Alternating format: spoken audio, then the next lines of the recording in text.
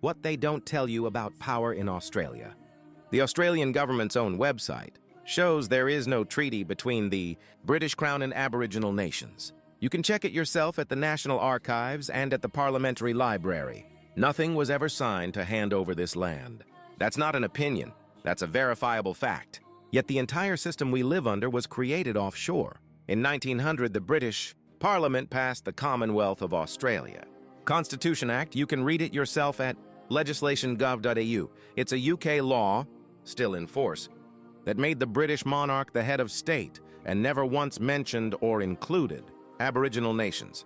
In 1992, the High Court in Mabo Verve, Queensland, No. 2, admitted terra nullius was a legal fiction, native ownership. And law existed long before 1788, and it still exists because it has never been ceded. You can read the judgment at Ostlai. The court also said sovereignty was not a matter for municipal courts, meaning it never ruled sovereignty was surrendered. It just refused to hear it.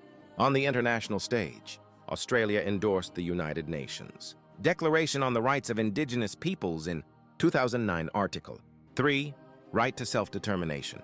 Article 4, Right to Self-Government and Institutions.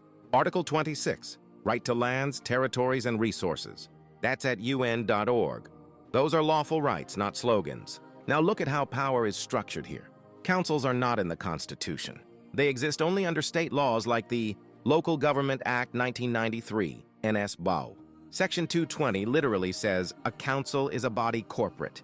You can read it at NS-DALO legislation. That's the proof that councils are corporations, not constitutional governments. Even extremist groups like the National Socialist Network use the same mechanics. They incorporate under state association laws and gain legal personality. That is why they can rent halls, open bank accounts, and march under a name. They're not strong.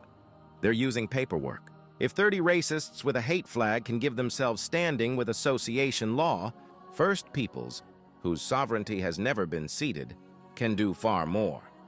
A charter sets our law and governance. A seal proves our decisions. A flag marks our jurisdiction. Those aren't decorations.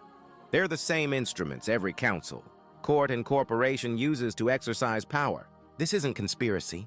Every link I've mentioned is public record, and you can click it.